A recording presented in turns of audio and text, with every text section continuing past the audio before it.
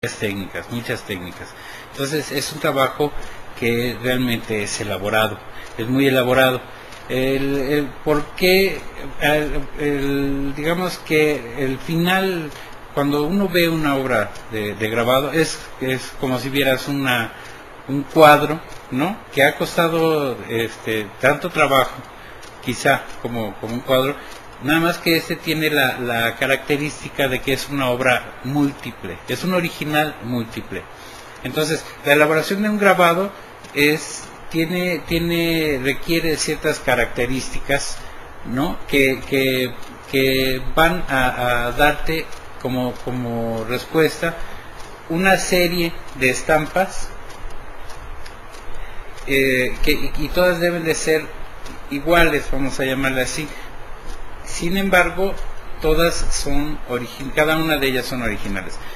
En México existe una historia del grabado muy importante y para acercarnos sería bueno mencionar al maestro José Guadalupe Posadas, que todo el mundo, José Guadalupe Posada, perdón, no se me va la S, que todo el mundo conoce.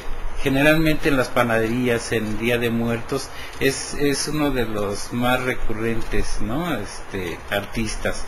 Él es el autor de La Catrina, ¿no? Y su familia eran panaderos, sus padres. Entonces, en las panaderías era en donde todavía existe esa tradición, que en las panaderías en Día de Muertos se pintan a las calaveras así, consumiendo el pan o bailando o haciendo todo este tipo de cosas.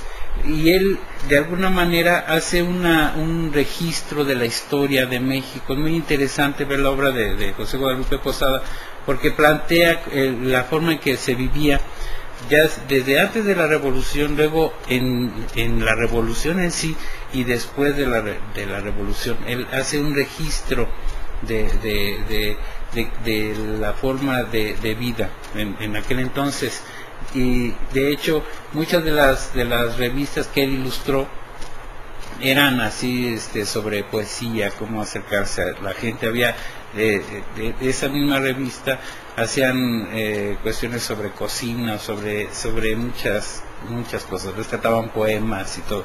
Pero bueno, el grabado ha tenido también esa importancia en el desarrollo de la sociedad, porque ha digamos, como retratado a la sociedad y la cultura en las diferentes épocas. ¿Periódico? En periódicos, antes de que se utilizara la fotografía, precisamente lo que más se veía era el grabado, ¿no? En las imprentas. Y por ejemplo, como es una obra múltiple, ha tenido también ese uso cuando ha habido grupos disidentes, a través del grabado, como pueden hacer, por ejemplo, en la linografía, que es el grabado que se realiza en linóleo, y tiene una capacidad de impresión de miles.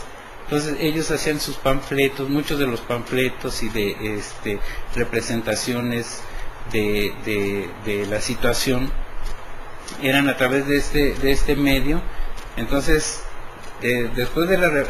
durante la revolución, luego después de la revolución, era la técnica que más se utilizaba para dar a conocer las diferentes opiniones, ¿no? Y para representar lo que estaba sucediendo. Renita, adelante, por favor.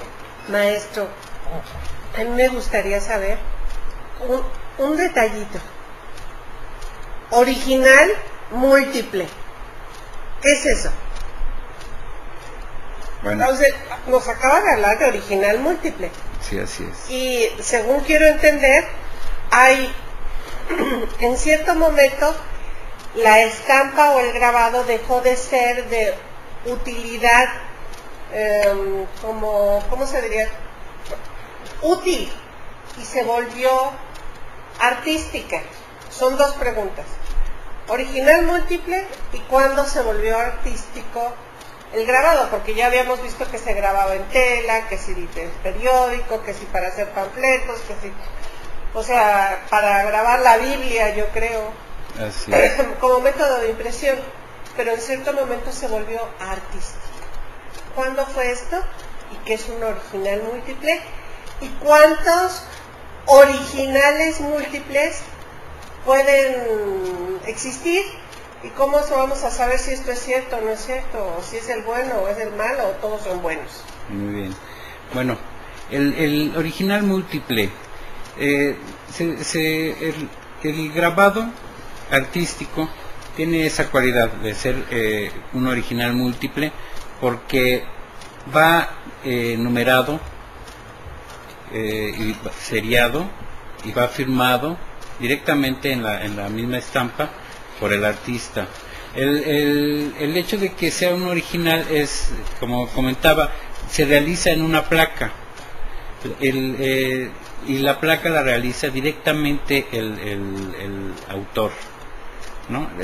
Entonces ya es a partir de esa placa que fue realizada por el artista que se van a sacar una serie, ¿no? Entonces esta serie, cada una de estas estampas que componen una serie deben de ir firmadas y numeradas. Eso es lo que le da la autenticidad, vamos a decir, al grabado, ¿no? Porque lleva la firma del autor. De acuerdo a las diferentes técnicas, por ejemplo, hay técnicas que solamente soportan, no sé, 50 impresiones, como sería la punta seca, que es una técnica que se trabaja directamente sobre la placa con una punta de metal. Entonces se hace el dibujo, se esgrafía, se logra la obra directamente, no es a través de corrosiones de ácidos ni ningún otro medio, sino que es directo. Entonces la superficie no queda, digamos, que muy profundamente grabada, y al paso de la impresión, que es a través de un tórculo que requiere bastante presión, va esta matriz va perdiendo pues la calidad, ¿no? Va perdiendo la capacidad de retener la tinta, y entonces, por ejemplo, de una punta seca no se pueden sacar una gran cantidad, a menos que esa misma placa se lleve a otro taller para prepararla para que pueda resistir un tiraje mayor. Hay técnicas que soportan mucho más, que ahí sí ya pueden ser miles, como les comentaba, del grabado en linoleum o linografía, y el grabado en madera, que esas por la calidad del material resiste muchísimas más, y todavía existen las placas del maestro Posada, ¿no? Y eso que incluso eran esas eran en zinc con plomo, porque eran impresas en una no eran en tórculos, sino en una impresora de las antiguas, como si fueran para invitaciones y esto, ¿no? Que era más o menos el medio de impresión. Las placas existen en la Academia de San Carlos seguramente, o en el Museo Nacional de la Estampa, donde eventualmente, bajo unos permisos muy especiales, hacen tirajes sobre esas obras. Bueno, que lo ordene el presidente de la República, quiere un tiraje de José Guadalupe Posada, y le hacen su tiraje, y son originales nuevamente. Qué raro, sí. Pero debe de ser súper exclusivo, ¿no? Sí, pero sí lo hacen. Y bueno, Reina, a mí me gustaría, antes de pasar no podemos ver ya la obra del maestro, porque yo quisiera que nos enseñara qué hace con el grabado. El grabado, estamos hablando, pero ¿cómo no? Queremos ver de qué se trata. ¿De qué se trata? ¿Entramos? Claro, sí. ¿O vamos a una pausa? Usted me dice, vamos a una pausa y enseguida regresamos.